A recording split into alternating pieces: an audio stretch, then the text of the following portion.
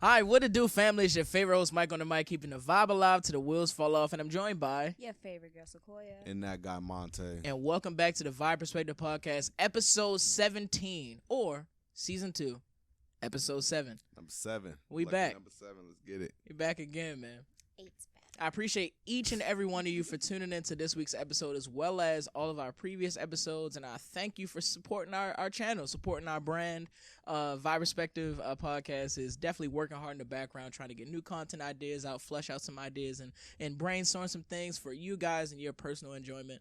Big facts. Yeah, man, this is Thank you for supporting. yeah. Yeah, appreciate that. This Make is sure here you because like, of you. comment, and definitely subscribe. Hit that subscribe button. If Definitely you do haven't that. Follow the vision. Follow the vision. Follow us on Instagram. You know what I'm saying? Follow our individual pages as well as our podcast page. We're going to be putting a lot of information up there and possibly some info for the newer videos. So make sure you check that out. Go ahead and give us a follow. We follow back too. Yeah, man. So how was you guys' week this week? Busy. I was gonna say a blur. What did I do this week? But it's been chill though. At least. Yeah. Get to work from home. I worked from home one day this week, and I was still busy. I took a nap when I worked from home. Hope y'all ain't watching. Yeah, man. The worst is just like Hey, you man. think you work from home to kind of escape a little bit, and you still get messages and text messages Emails and and- phone calls. Yeah, because they Man. really gotta Like, call you. They dang, can't I come should just find came you. in the office for Right. all They this. can't come find you in the office. They gotta actually physically email you and call you and text you and shit. So, That's because they want to extract all of the work out of you. You know what I mean? You This- know. They really it do. doesn't matter if you have a social life or, anything outside of this job. It doesn't matter. It's about the 9 to 5. you know, Man. Take your Man. mental days. hoping they change that. Yeah, hopefully. Young kids, get on it. Yeah. You know what I'm 'Cause I saying? think California just made a 4-day work week. California? Yeah. That's what I'm talking about. They like, doing a we need lot. Yeah. They just did the AB 3121 bill where it's Mhm. like lineage-based reparations, and they doing 4-day work weeks. Yeah. Man, I might move to I Cali. think I don't know if they approved it or not, but I heard it's like in the works. Make it Shit, I happen, might. So then everybody else feel like they gotta follow suit. I don't know. I like for my work to get done, and I don't know if I can get everything done in 4 days. Yeah, it's Ah, gonna be shit, 10 hours. you a Yes, bit- it is. I don't know, Because it's man. 40, Shit. it's still gonna be 40 40 Shit, hours. watch it turn happy hour to 1 p.m. I bet your ass get everything done. You know, At the actually, parties. I think it's time to go. No, Friday is going to be nuts if they make it a 4-day work week. Yeah. Like, it's going to be insane. It Like- really is. Yes. Like, man, I can't wait. I'm here for it. Sign me Can't wait, up. man. Mhm. Yeah, I mean, we, all went to Howard, so, the darty lifestyle on Fridays, like getting out of class early, hitting the darty, and then hitting Right. 2 other parties after that was Woo. like easy. That was like whatever. You know what I'm Mhm. saying? Like, we all come from that cloth, so Yeah. it's Friday. Might get a bar run in between. Right, and Friday being free is just Oh, y'all remember is playtime. Satellite? Yeah. Oh, I was up man. in there like. That old Man. Howard gyms. Shout out to man. $2 Tuesdays at Shout out, Satellite, Yeah, man. I Oh was my gonna say $1, but God. that's the other spot. That's got them dollar drinks. Oh yeah, Oh, that was on yeah. Fridays. At, Oh, uh, man.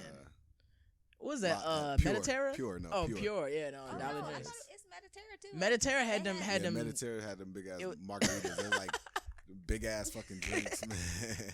and everybody was underage, of course. And then, of course, you can't forget about Thursdays at Stadium, man. Oh, Thursday at Stadium was nuts. What is it, $3 Henny? $3 Henny. Oh my free God, wings. free wings! Listen, no wings are better than Howard the was a things you time, get man. at strip clubs. I'm telling you right now, whoever's grandmother's in the back cooking them wings, Bruh.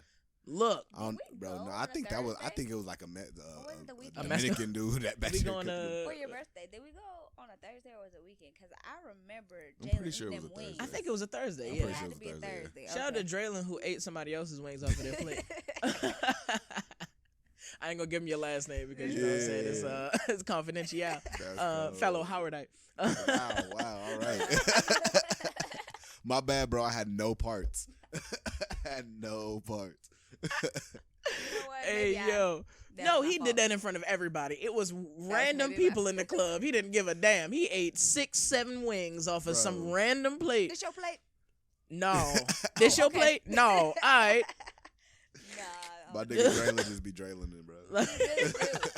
That's that Henny, bro. That's $3 what- Henny. Do That's- something to you. Like if someone asked about it, we'd be like, he just Draylen. I don't know what to say. Man, don't do him. Let him do his thing. You know what I'm saying? Let him rock. I hope you're doing good, Jalen. And speaking of Howard, you know what I mean? Like, I heard some news over the weekend and this, the week that somebody vandalized all of the D9 plots on the yard. Yeah. Yeah, like, I saw pictures of. I seen some like pictures. Delta these pictures tree. are nuts. Yeah, They destroyed it all. Like, they and were, this like, is spray painting over them Like joints. Like, X's and whatnot. Like, what this are you is doing? crazy. Like, this is sacred stuff. it's super sacred shit, bro. Like, on God. It's been there for decades, bro. And I think it's crazy because, like, one, it comes at a time right after probate season, which is interesting in and of itself. Mm-hmm. Like, the timing of it all. Now, sure, this could be some extra third-party actor who doesn't go to the university, who I think that's really a good candidate for who to start interviewing. Like, these random runners across the yard, these random people who don't go to this institution that are some random... everybody that goes to Howard knows that gentrifiers. there's an unspoken rule that you don't touch the plots. Yeah, on God. You Everybody that don't. goes to Howard understands that. You know, it's like law. Stuff you know? like If everybody. it ain't yours, you don't touch it. Yeah, exactly. So it just feels to me the best place to start looking is somebody who doesn't understand these concepts, these traditions, and to be fair, there is a lot of access to Howard's yard. You know, like I think where's the cameras? Before we were kind of closed off. I heard but somebody now post on Twitter. It's a lot of cameras where the videotape. I was like, what cameras? Where? I went there. I don't think There was no cameras. What are you talking about? I don't think that's how they rent it. Yeah. Right. Yeah, no, man. I think it's absolutely crazy, and I think with attracting this amount of attention from gentrification, from like all these new homeowners and property owners around the surrounding LaDroit Park area, you're going to see a lot more of this sort of behavior, I should say, like this kind of random acts of chaos and violence and shit that like nobody's done for the last 100 years or like however long the plots have been up. It's like this was untouched. It was fine. All of a sudden, when the campus becomes open, this issue just happens, and I think it's interesting. Yeah, man. It's shout out to everybody from Howard. Shout out to all my bison out there, especially those in D9. I know that you are swiftly coming up with a resolution for this. I know there's going to be a joint letter or something to the university management, the higher level, because this cannot continue. Anything sacred, keep that sacred. Respect Black people and their traditions. Exactly. That's the biggest part. Respect people's traditions. Yeah. If you want respect, give respect. Yeah, for sure. Man, it's a lot of weird things going on just in the current news, man. Like, and just on Twitter I had seen and speaking of weird behavior, like Drewski was kind of put on the burner a little bit because there was a video that he had put out, which was pretty much, I'm going to kind of talk about this unbiasedly, but there's a video he put out where he was playing a guy who was trying to actively get the other women at the kind of, kickback, get together, drunk, or like more drunk than they would need to, or, just forcing shots, kind of thing. And when I seen it, I seen a lot of the criticism first, and I seen that people was kind of saying, he's being weird a bit, and he's this is weird behavior, and he's not calling it out directly. Right. But to me, I just felt like it was intentionally hitting it on the nose. He's doing a video to be the corny guy. Like every video he's done before, at least from the things that I've seen, have been like, it's like he's putting on the show of the worst guys or the worst people to be around at these sort of functions. Right. And like the worst situations and the worst scenarios. And he's doing it to kind of almost bring awareness. Like, I know these people exist. This is what you look like. You need to see yourself and check this yourself. is what the problem looks like in a way. Even though he doesn't say it outrightly, he does these videos for a point. It's needed though. Like, I don't yeah, feel like exactly. Said, because if you clearly watch the video, I feel like you can get that from it. Yeah. Like he's not, but people are thinking that he should at least made some type of statement saying he doesn't condone it. But him making the video, like if I have to explain it, then you don't get it. you're not getting what I'm Charles saying. R. Drewski. Yeah. He gotta make these political statements. And that's the thing. Like nobody should have to outrightly tell you that this is bad. That your behavior is deplorable. Like nobody should have to tell a grown ass person that. Yeah, you feel me? Exactly. That the way that you acted shouldn't be condoned. Yeah. And so if I have to explain it in the video, that's just me basically doing the same thing as enabling these people who are doing these acts. Precisely. And I think some of the criticism came after there was a couple quoted tweets that were referencing his video that were saying it was guys effectively incriminating themselves. Like, oh, no, don't nobody tag me, bro. Like, it's not me, bro. No, it's you. It's always been you. You felt the need to come. And the thing is, I'm mad that he outed himself. I feel like his friend should have tagged him like, yo, you got to chill with this shit. Look at you. You know what I mean? Like, on God. Whether it's, and I mean, you could DM him, whatever, but like, I think, like, we doing this shit in public. You know what I'm saying? So, like, you got to hold other guys accountable for this shit. Because it's not about, I mean, sure, women, get people drunk too, whatever, but like, I think this is really a majority male thing of like trying to feed women drinks of like, for other intentions. And like, you got to call that shit out in the spot, like at the party. You know what I mean? Don't dap him up on the live. Origin, you know what I'm saying? Like, that's weird shit, bro. That's like, weird. Super weird. Trying to force people to get lit, so their decisions that they make or they black out or whatever the case is, it's rape behavior. Yeah, exactly. Period. Precisely, point blank. Period. And I think that just speaks to a lot of the weird behavior. And I think a lot of people can't discern whether something is like common sense or not. I feel like that's a really lost art nowadays of like people realizing it like, you just shouldn't do this. And that's sad. Like it's nuts. But we have to have these conversations so that we make this more plain and clear to those who are watching. And if you do have a homeboy who is like that, pull him up. Pull this motherfucker up on God. Like, for real. Tell him, you tripping. Move differently. Man, something going on. Something in the water. Yeah, man. What is it though? Like everybody just like feeling weird and shit. It's like that Florida water getting circulated. Man. And speaking of weird behavior, did y'all heard about that Mia Ponsetto thing? Yeah, I think we talked about it before. I think on the pod. When it initially happened, I want to say we did. And that for people who don't know, it's the older story about the woman, I think she's like Hispanic or something, or like Italian or something, Puerto Rican, who accused I think he was a 12-year-old boy or 14-year-old boy of stealing her phone in that hotel lobby. Yeah, Soho. And she throws herself on him and tackled him. Like all types of stuff, and is using her white passingness to effectively try to assert justice on this young man who didn't do anything wrong. He was completely innocent. Like did nothing, and she took a plea deal. Yeah, sure did. Yeah, well, so like she avoided jail time. Damn. So she avoided jail time and she can enter a new plea at a lesser, like a misdemeanor or something like that, once she completes a case that she had for drunk driving in California.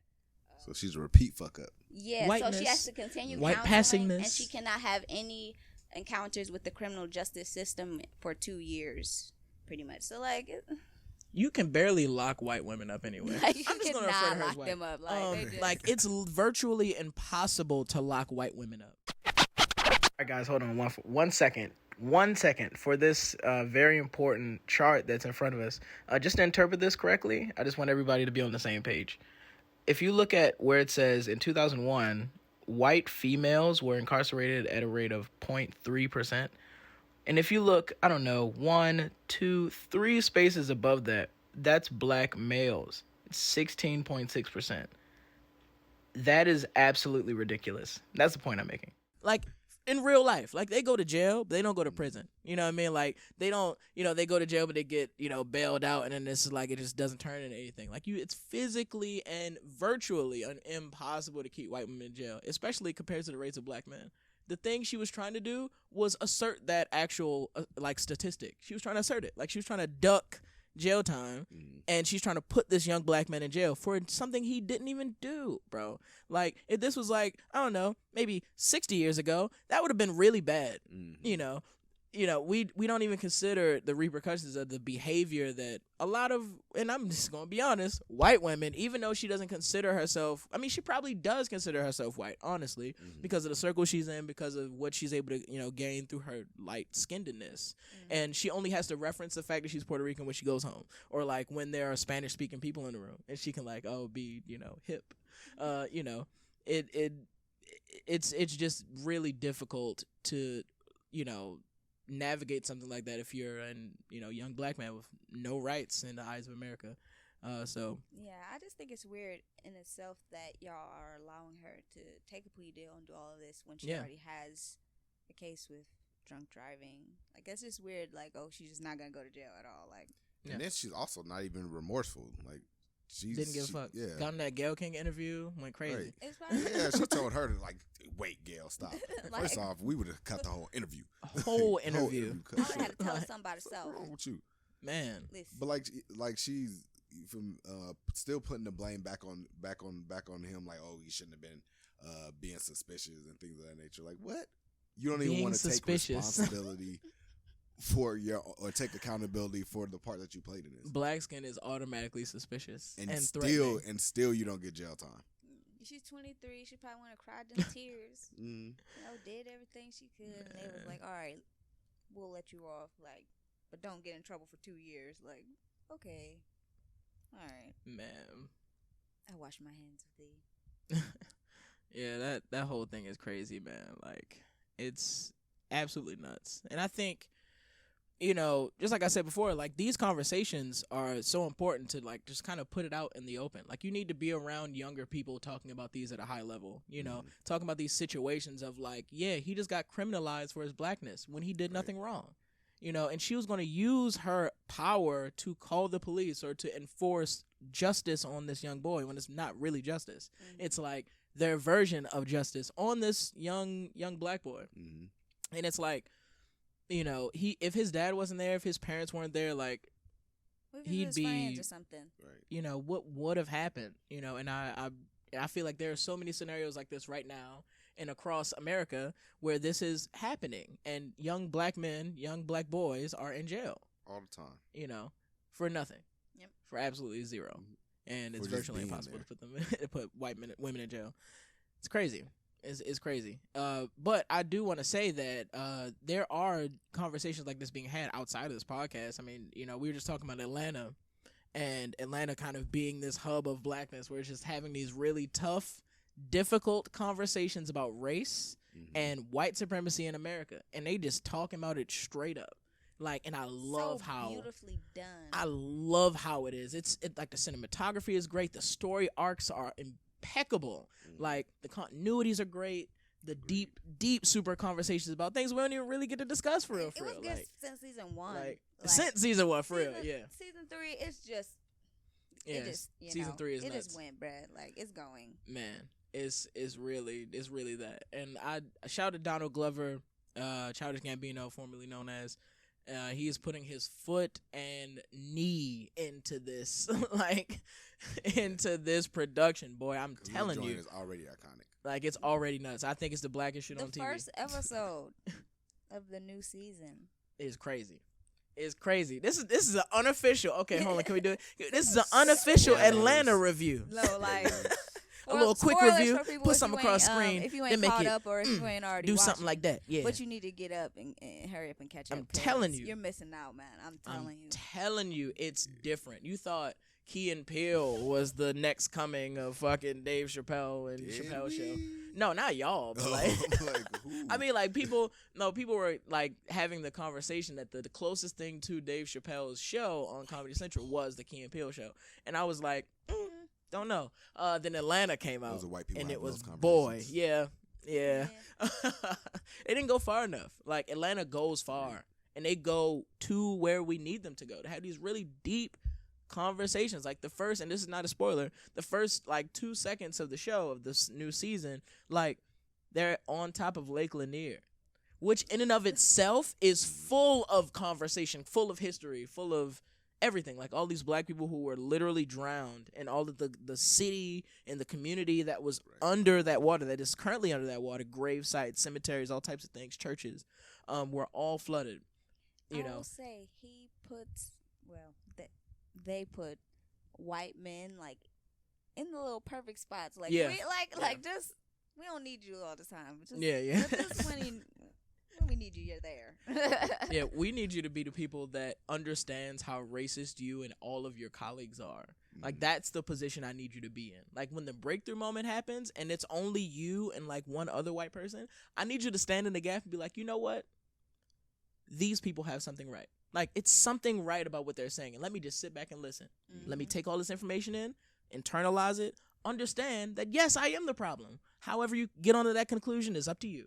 But if you're not anti-racist, I mean, if you're not fighting the system that's destroying us every day, then you are in the wrong. And you need to realize that and stand in the gap and tell your other friends how wrong they are. Each of them. That's the gap you need to stand. That's the position you need to play, the role you need to play. That's not an ally. That's someone who is anti-racist, who is like literally fighting with us against, you know, the system. And like, I think ally is too cliche nowadays. Like, no, I don't want you. I want you just to be a good person.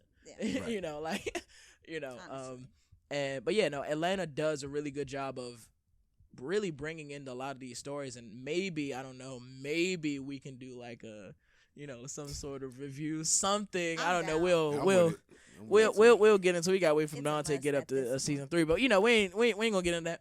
I thought we were gonna be able to coast through this topic without. I didn't say anything. Without I being, looked, but that was it. I was gonna let blasting it rock. DeMonta. I did my part. Man, yeah, I'm slipping. I'm loafing. I haven't watched season 3. And you're a binger. You're a binger. I am a binger, but I finished season 2. I was waiting on season 2, and I did completely spaced, and I didn't know season 2 existed. Oh my God! See, it's your problem. But it's so great. Oh my God! It's so good. Like, it's so good, bro. It was so. It's so good. All right. But ended our Atlanta review a little bit.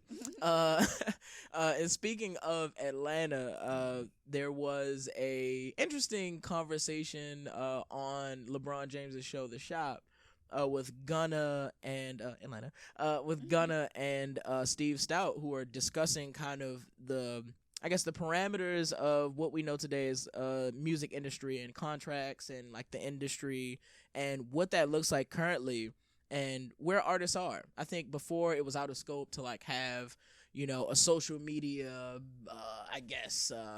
manager or coordinator, you know, and then social media happened and then everybody got one. Now what's even more out of scope, which we are kind of approaching, which Gunna and Steve Stout were talking about, was kind of this technology director or coordinator who was effectively trying to up your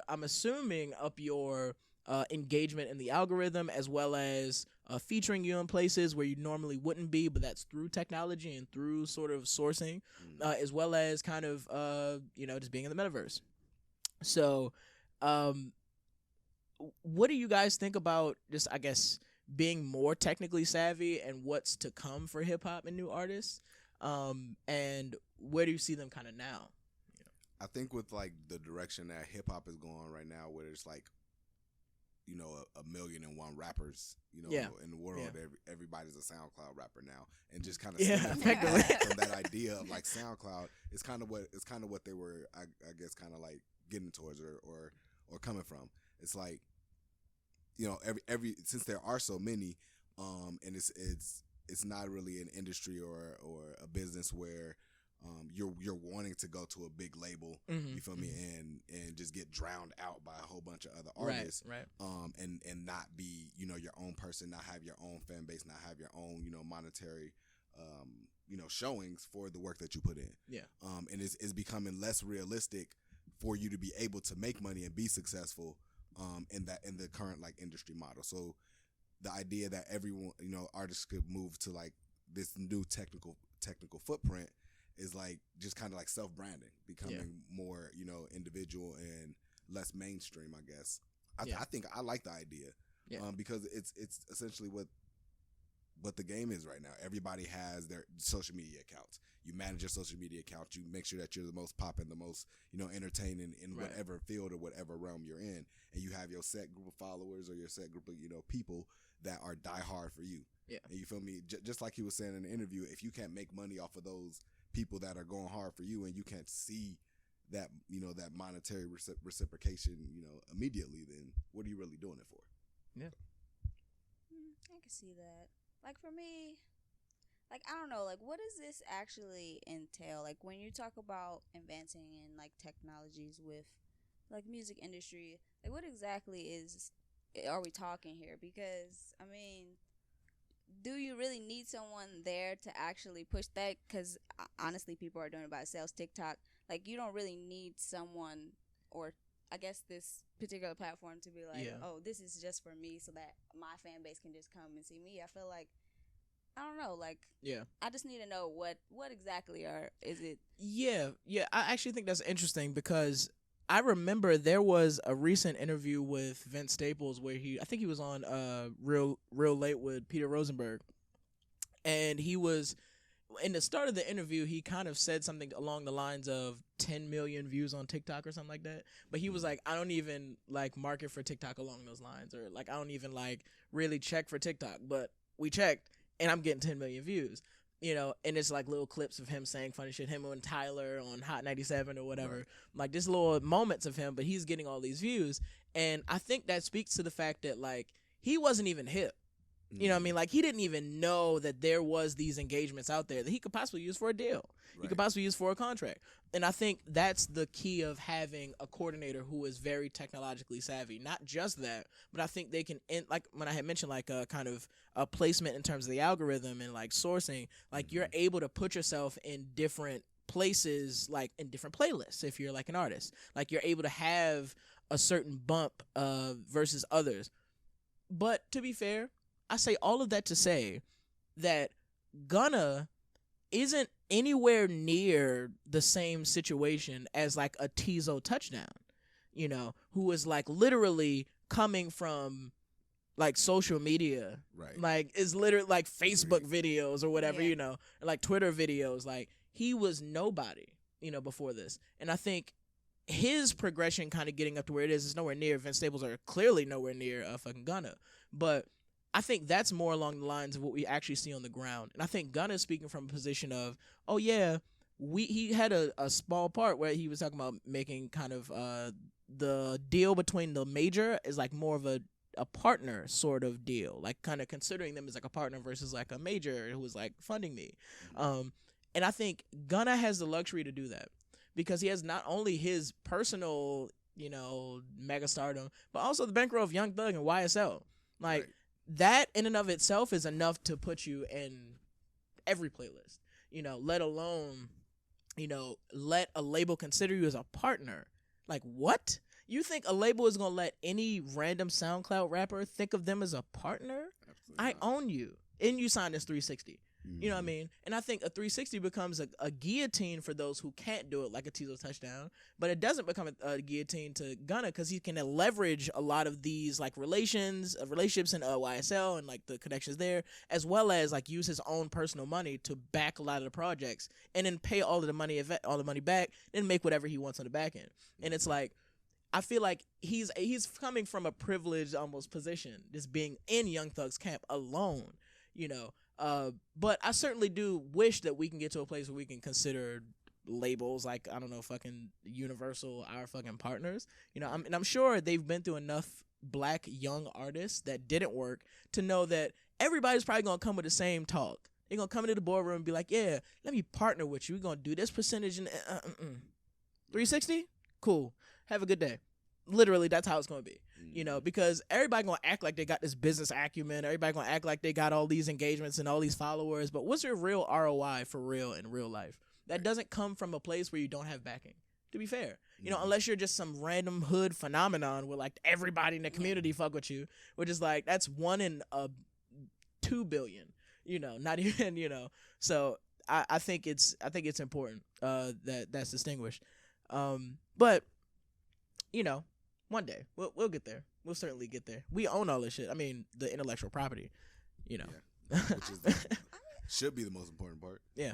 I'm interested to see how things play out with that, because think about those people who are on Snapchat. Sorry to drown, like continue it, but like those people who started out on TikTok with their songs. And, shake that shit. Yeah, and they came. Shake that shit. Shake that shit.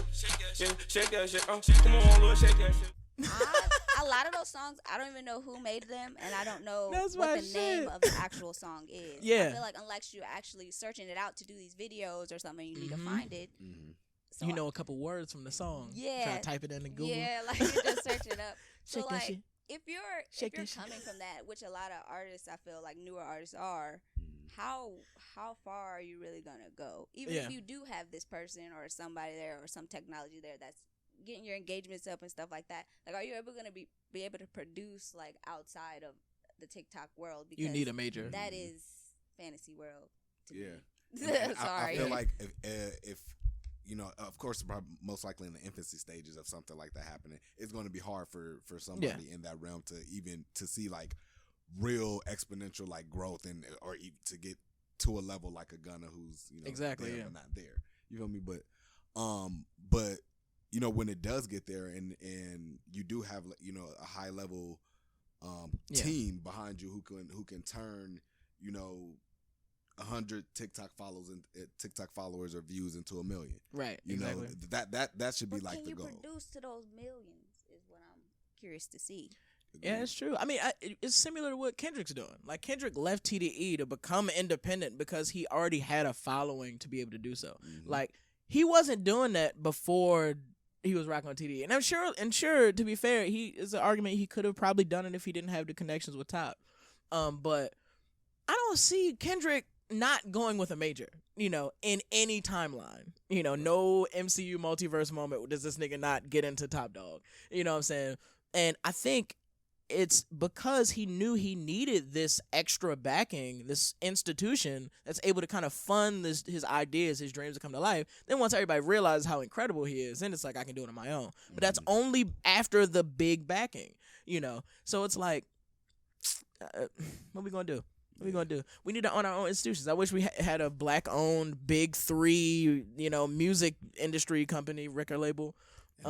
And I think that's why, like, it's important to have these conversations now with the people that we have that's coming up in the game who are thinking like us. You feel me? Because they're in our generation. They're having these same type of conversations, or we're having maybe have been having these same type of conversations before we have, or after, maybe hopefully as a result of this.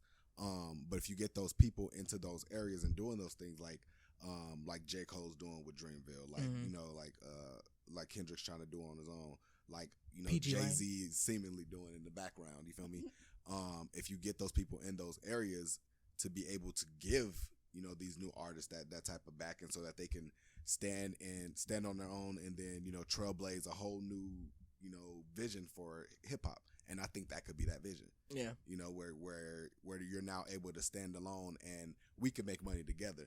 I'm still going to, at the end of the day, make the most money because I'm the big company. But you going to actually see, you know, a result of your hard work and of your labor. And that's going to make you want to work harder. You feel me? That's going to make you want to get more and grind and, you know, and grind harder. So, hopefully. Man, it's so interesting. I just think about, like, just the fact that hip hop has become low hanging fruit.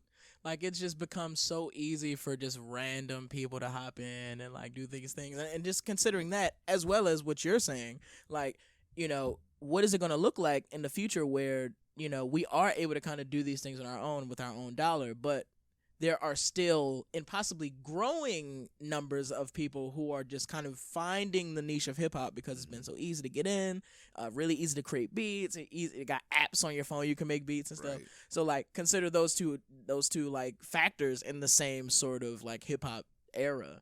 I think it would be interesting, and I'm interested to see what it looks like. And speaking of hip hop being low hanging fruit, apparently comedy is also low hanging fruit because this nigga T.I. just think he can just do comedy now. I mean, but whatever. I think he can do anything, bro. Really Man, it's Atlanta. Everybody can do anything in Atlanta. Yeah, like how you first of all, he went to the show, you know, and decided that he wants to heckle the Tasha K, not Tasha K, it's her show, Lisa K. I will put her up. Put your name up here too. Besides, he wants to heckle the woman. Yeah. So she got on him. And she tore his ass up. But I didn't like the body language though. Like, he was like pressing up on her, like bear hugging her, stealing the mic. Like, that's intimidation, bro. I mean, we already know the allegations of how he's, you know, and that's what she's up there speaking on. On God. And she was just asking questions. Yeah, like, she didn't even say shit I just wanted to know what y'all think. Proof is in the action, buddy. And this nigga calling her all types of names, like, you know what I'm saying, going crazy. And then made a bet that he ain't say it, and then he got on candid 4K camera saying it. Like, where's the $1 million? To get on stage and try to at the Barclays. Like, Fucking and trying to 15, do a- 20,000 and trying to do people. a comedy show. Like, what are you doing, bro? Bro, Sit down. bro. That's And crazy. they Got sat him booed. down. And he got his ass booed, but boo. That was Yo. surely T.I. I was trying to call gonna say, comedy easy. The DW Joan where she got her hand on her shoulder and like, go and log out for me.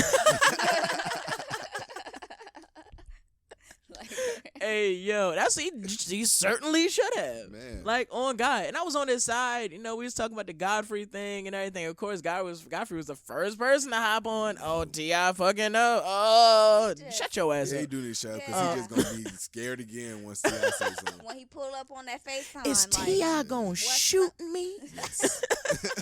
The answer is yes. Y'all need to ask T.I. Honestly.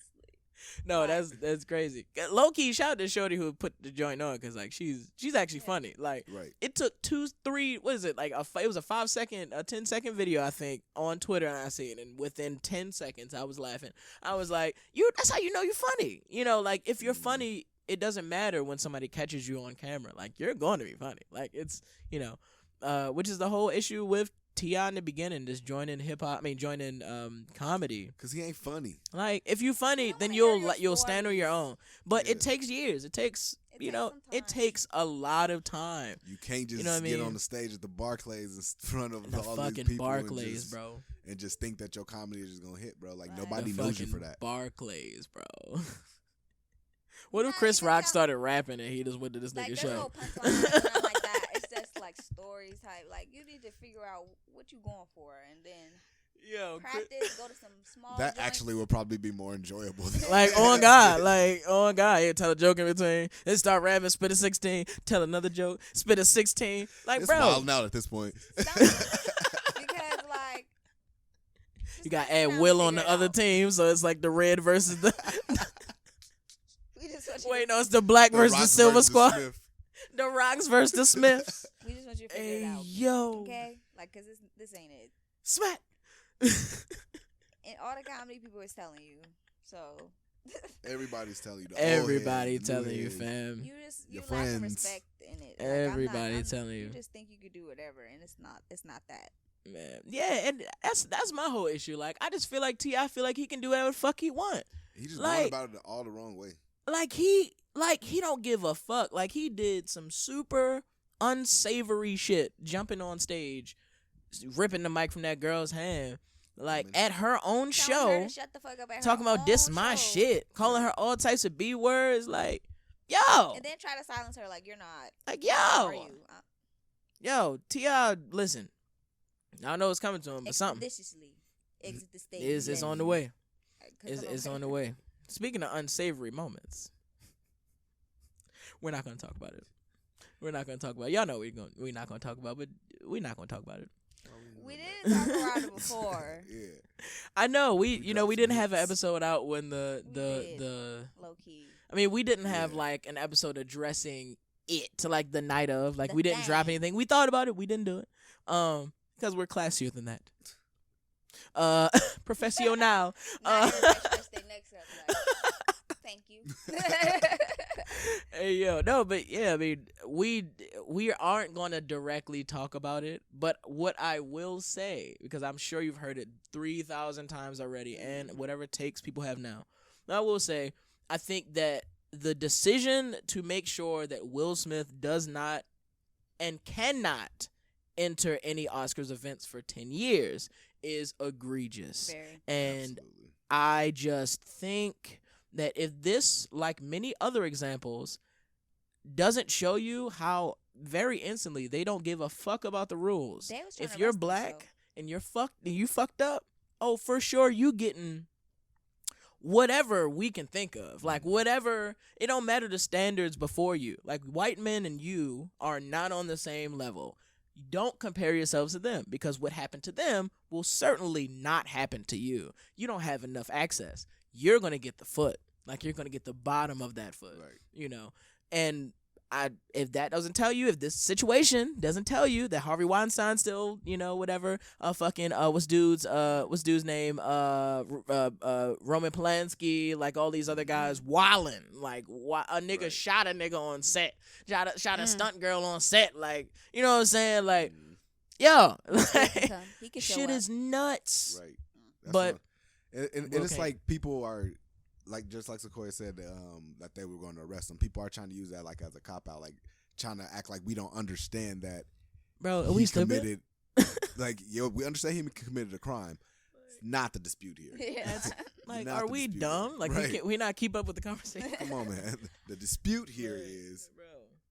the action that you're taking as a result of it doesn't fit the track record from years and years of white people doing Molly shit.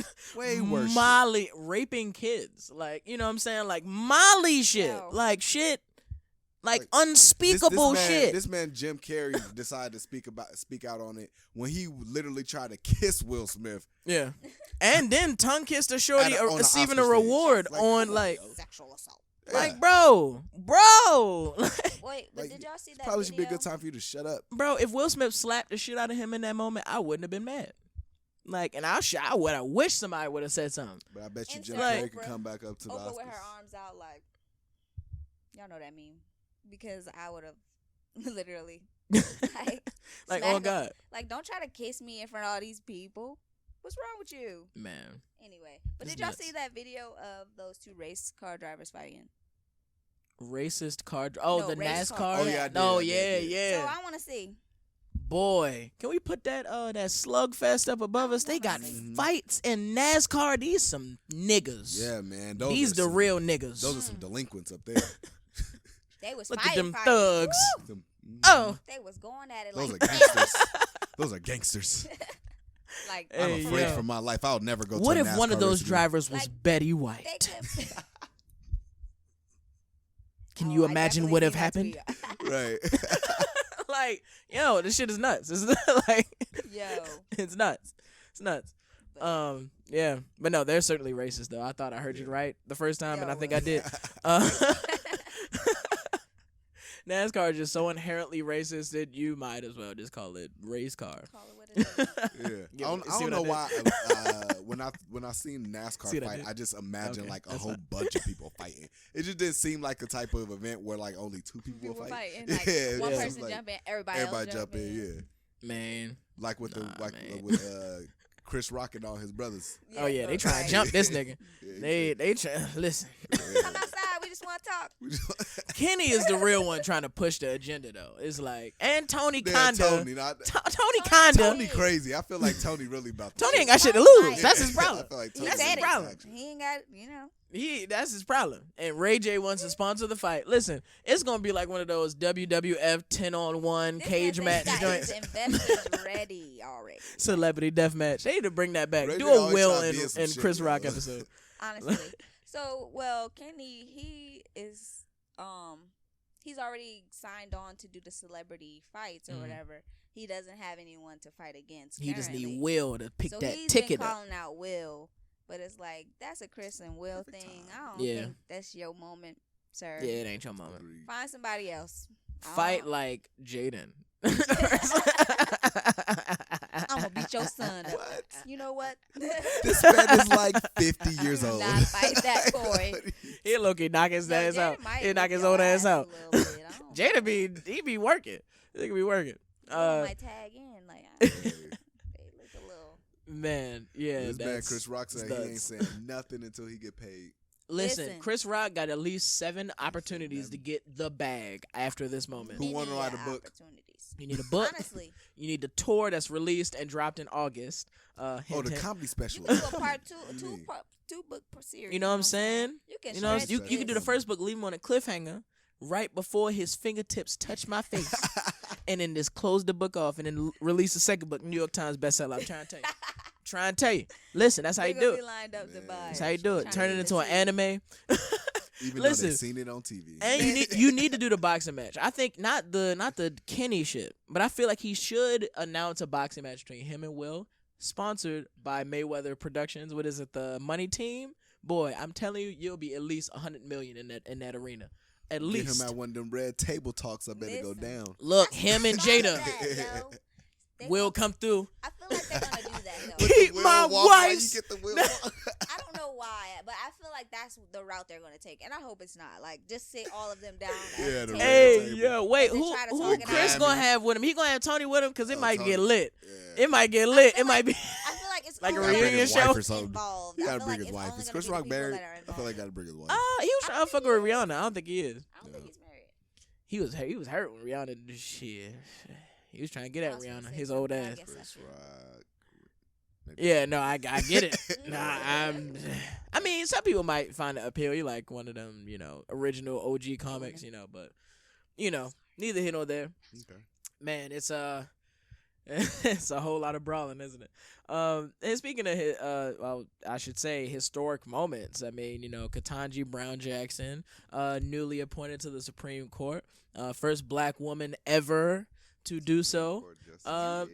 It's a big moment. What are you guys' thoughts? Pride. Definitely congratulations. A win is a man. win. Yeah. Always making strides, man. I just love to see our people winning.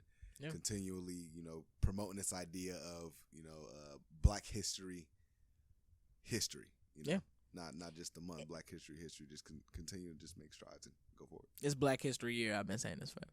It's a celebrate, but I just want to say why we got the first anyway. Yeah. Yeah.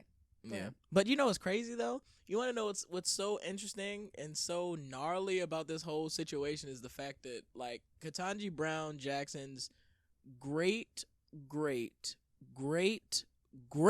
grandfather went to Harvard, and everybody since has went to Harvard, including her, and that's what it took. Yeah. To become a Supreme. You understand what I mean? You know what I'm saying? Like, it's like she did the little speech about like, hey, it took it was one generation from segregation to the Supreme Court, and that was cute. You know what I'm saying? In the little speech, teary-eyed moments, oh my God, whatever.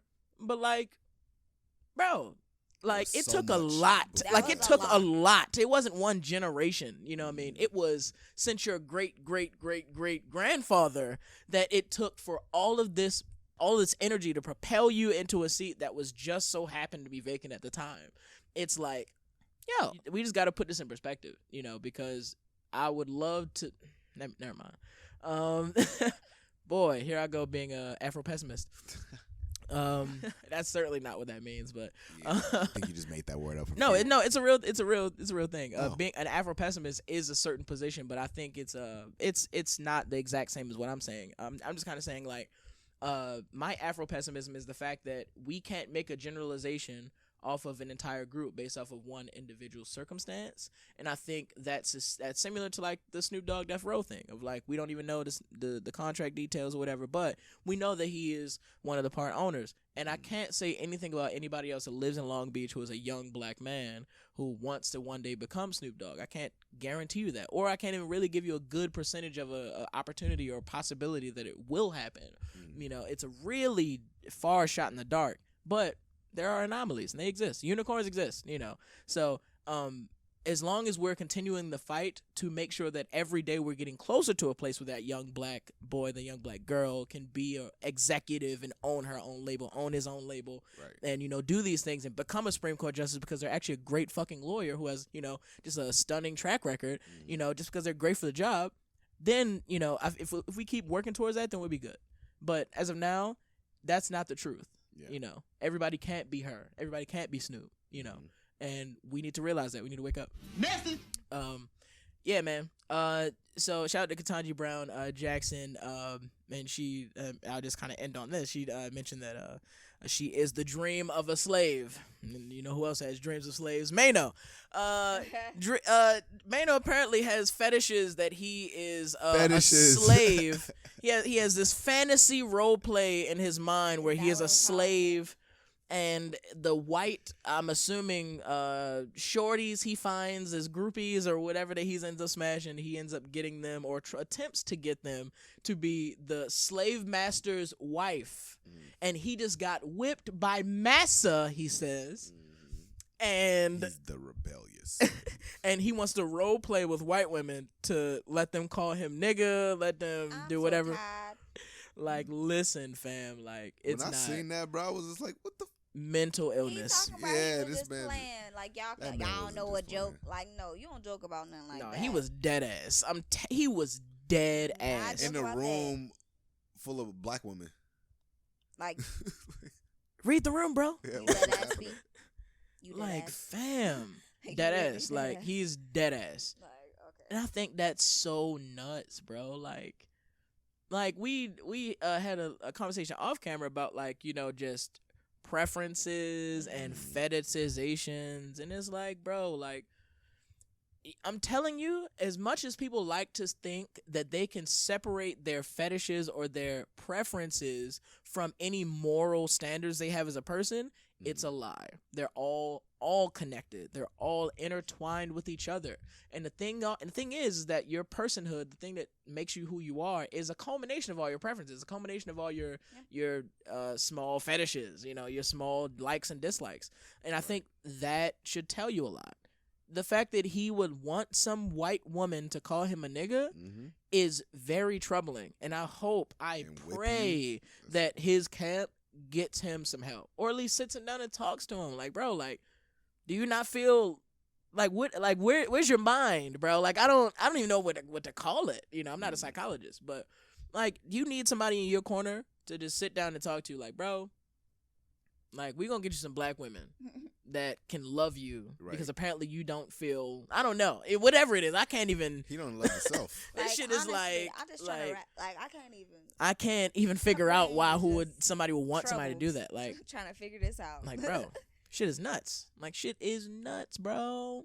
Like, I hope he was really playing for real. Like, I hope so. Dead ass. I hope he was joking. But please don't joke like that, because nah. And Angela Yee not saying a word. She just like, I know.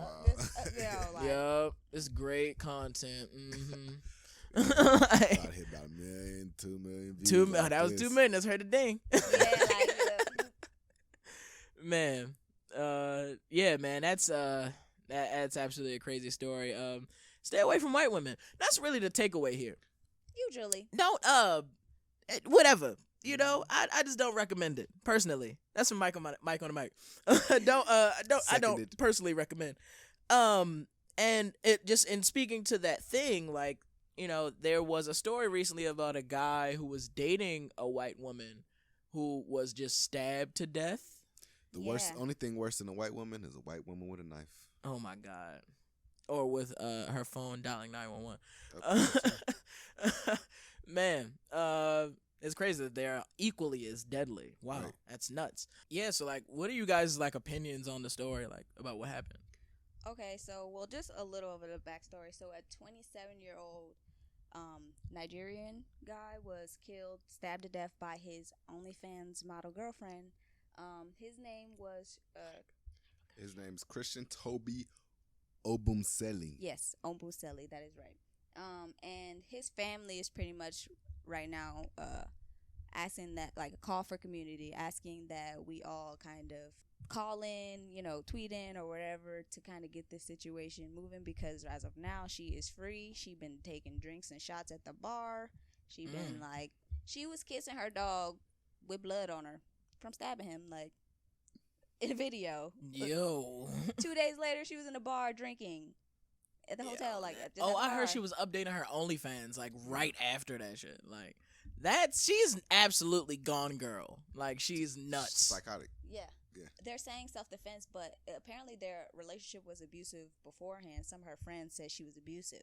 So it's kind of like... Wait, so she was abusive and she needed self-defense? That's what I heard, that some of her friends said that I didn't even know she this. was abusive. And that, but it was self-defense. Like, she's saying it was self-defense why she killed him. And a lot of people are kind of, like, not touching the topic, really, because of his, like, kind of anti-black it's tweets. The old tweets. Boy, one thing they'd do is grab them old tweets. They surely will, real quick. It was, they said it was when he was a teenager, but it's like, what you was saying, I don't think that go away. And kind of like with your... You know, with your choice of women, it kind of signifies. It doesn't look good. Yeah, it doesn't look good. That those things were kind of ingrained in you, and in your later years, you adapted that mindset to some extent. He did talk a lot about black girls, black women specifically. they're not his preference, and they just do too much, and they always embarrassing themselves on TV, that type of stuff. Yeah, that of course that in no way justifies him being killed. Yeah, we want to say sure. that. Yeah, or upfront. I don't think it also negates him from Scrutiny. having an opportunity to seek justice. Right. Yeah. Yeah, it doesn't negate him from scrutiny that either. too. Yeah. But it also doesn't. It justice shouldn't too, negate yeah. him from. I think. Oh, sorry. Go ahead. No, I was just gonna say I think the surprise in it is the scrutiny is coming from not white people. Well, probably white people, but also black women and black people. They're kind of just like resistance to touch this topic because of what he said, which I personally don't. I don't know. I don't have a right to tell black women who he tweeted against that they should support him and help him get justice. But me personally, I don't think that's that's kind of like right to do. Really, to like on the internet, to go on the internet and to just post tweets and negatively saying like, I don't really care about what happened to him type. That's Right. Yeah. I feel like it's that's kind of like you're saying like, oh, you got yourself in that situation. So Yeah. get yourself out of it, or like take care of yourself type deal. And I don't agree with it. There's not a think to it. I don't agree with that. Yeah, for sure. And speaking of like wrongful deaths, there was a story in Grand Rapids where there's newly released body cam footage of a guy named Patrick Leoya who was just murdered by a police officer in cold blood after a struggle and shot in the back of his head.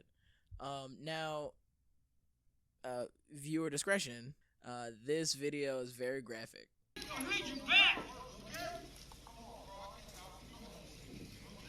This is the entire video obtained from a third-party cell phone recording. Yeah.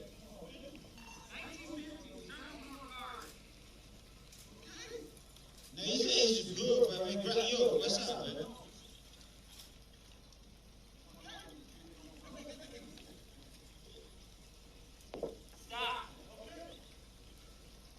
Stop resisting. Now you good, you're not resisting nothing, bro.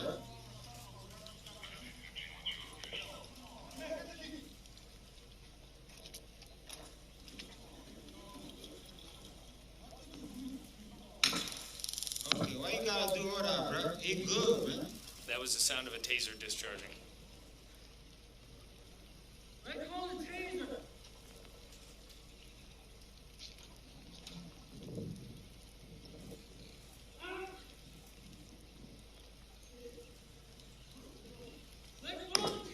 No, like he good, like you can talk to him, bro.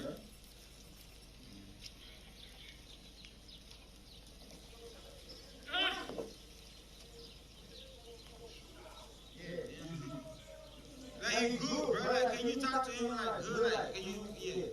Stop grabbing him like, no. Now he good, like, for yo, you hit him too.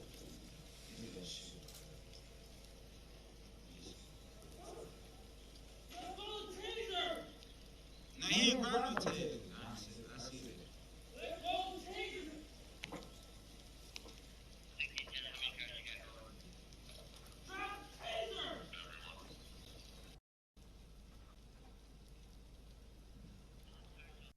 Very. Man, so yeah, like I think it's important to bring these situations up when they come because he absolutely, the police officer, I mean, had so many other opportunities to do other things than kill this man.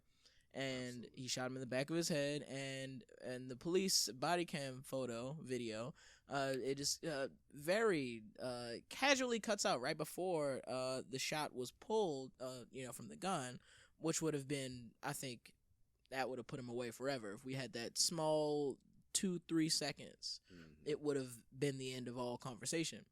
Also, Yeah. the video kind of blacks out probably about 20, I want to say, seconds before the shot as well. It was blacking out before that, which shouldn't happen because the body camera is supposed to be placed in a position where it can always have a line of sight. So like I just think the whole like situation is dodgy. The whole like body cam situation is pretty dodgy. I feel like that man was on that man's back, pulled his gun out with that other hand that he was pushing forward, turn the body camera off right before and killed that man, just like his family said, execution style, and it was terrible. And and then secondary footage is like, it was so trash where you kind of have to like piece both videos together to kind of make, you know, the kind of layout of the situation. I certainly think that just moving forward, when we see like the Ahmaud Arbery case, we see like the George Floyd case, the most important things about those cases were the video that they were playing. Like, the video of the incident itself was like super important to the case because it shows a lot of information about what's happening right there on the ground. And even in a situation where like the body cam gets covered or moved or whatever, like a secondary camera can literally become the difference between this man serving time in prison and him walking away and somebody getting killed again just for being black. And I mean, you know, I use Black Lucy. I actually should delineate. I think he's from Nigeria. But like a Nigerian man was killed. Like, and I think just because that police officer seen him as black. But before I get there, anybody who's recording any encounters with the police, anytime that you see the police dealing with someone black or seemingly black, please start recording them. And I want you to keep it up the entire time. It's your right to record the police. You need to make sure that if you're in your car and you need to pull over, park and go somewhere where it's like out of the traffic and away, and get a good little seat and hold that camera steady, because that could be the difference between someone going to jail and someone killing someone in cold blood. I just think there was a lot of, like, to your point, there were a lot of instances where this all could have been prevented. And there are a lot of, like, for me, a lot of red flags in this video, just, you know, from the start, from the initial traffic stop. I just think that it could have been handled differently. It didn't seem like the officer had proper training, like the way that he was trying to detain him. There were no tactics involved. To the ground. He was just like pushing him to the ground, shoving him, just like throwing him around. Like, what are you doing, sir? Like, where's your training that shows this is how I diffuse a situation, or this is how I de-escalate, or this is how I properly take down a criminal suspect? There was no evidence of any of that happening in that video or in that sequence.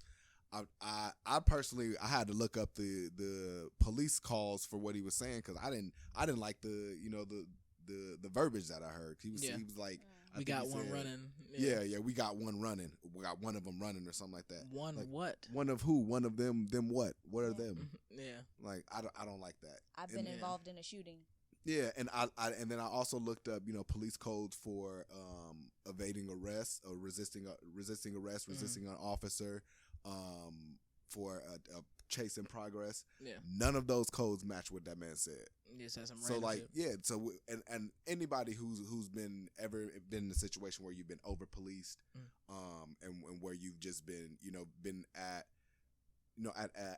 the wrong end of police scrutiny, that they have undercover and underground sayings that that kind of direct towards an environment or people or a group or anything of that nature. That it exists because it happens to you on a daily basis. Right. Coming from Arizona, like, it happened on a daily, almost a daily basis, weekly basis. So you can recognize those things. And that's what that felt like in that moment. Mm-hmm. It felt like it was, something that's within the department maybe, or something that may be within the entire police force that they all know. And when you say that, you recognize it. It's not something that's official, but we know what it is. Yeah, precisely. So. And there was some discourse about, like, just like the support isn't as high because he's, like, not American or something like that. I've seen a couple tweets about that. And, I mean, I think it's hard to call because there have been people in the past who have, like, they've been, like, immigrated to America and then, dealt with police and then got killed. I cannot think of, there's somebody specific names I'm thinking of, but I cannot remember his name. But it's like, people certainly support against police violence because we understand the problem is police. Mm-hmm. We understand the problem is over-policing black neighborhoods and, impoverished neighborhoods and poor neighborhoods. They're mostly black in all of those cases. And I think, to be fair, that police officer was employing the racism that was meant for me onto him. I was just about to say. You know, and it's like, it's not, and I think there's a conversation about, like, we always consider this flat blackness, like, of, like, anybody who is black is kind of encountering the same sort of struggle. Like Obama talked about, I can't get a cab, you know, we can't get a cab or whatever. It's like, I think we lost it when we didn't consider the fact that that lens is how we describe how white people view us, not something we should use as our own sort of designation, this flat blackness, like we're all black, we're all the same. And we talked about this at length, but we don't share the same struggle, and that's a reason why that's important, because that racism that this cop understands through a history of decades, you know, of, you know, dozens of years of police forces and academies that have literally gotten their progression from slave patrols, from, you know, encountering black people who are freedmen, who are, you know, runaways, you know, and escorting them back and jailing them and, you know, doing all these things. All of these practices are built on something, and that was against me. That was against a specific group of people who were here before 1965, before 1800, you know. I think that's so important, you know, because that racism, that hate, that bullet was meant for me. You understand? Like, that shit was meant for me, and he ended up catching the stray because he just happened to look black. You know, he gave you the treatment that he would have given anybody in my hood to you, and you made the mistake, sadly, oh my God, it's so tragic, that he just wanted to get away from the danger. Oh my God, like, how is that not just normal or, you know, that's such common sense. Like, it's dangerous. Let me please try to do anything I can to stay alive, to remove myself from this danger, this violence, this harm, this threat level, you know. But it's like, just walking outside, you're a threat level.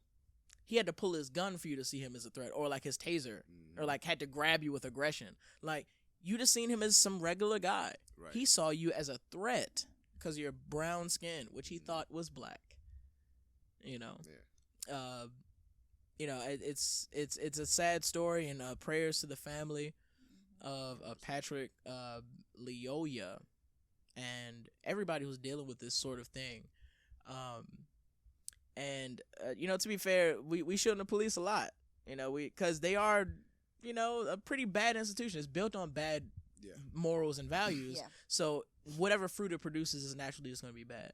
Until we kind of restructure the entire system to work for those who have been oppressed the longest. Whoa. Let me cut in right there. It's your boy Mike on the Mic from the Vibe Perspective Podcast, and I got to say one thing. If you aren't subscribed to this channel, I need you to subscribe right now. I mean, right at this second, right now. And for everyone who is subscribed, I want to say thank you for each one of our followers, for each one of our supporters of this channel and this podcast. We absolutely love you to the moon and back. And from me, Sacoya, and Demonta, the Vibe Perspective Podcast really appreciate your support, and we're going to see you next time, man. Make sure you check out our new content ideas. We're going to have some new popping, interesting things coming up soon, so keep it locked with the Vibe Perspective Podcast, and make sure you watch them. All right, later. See y'all.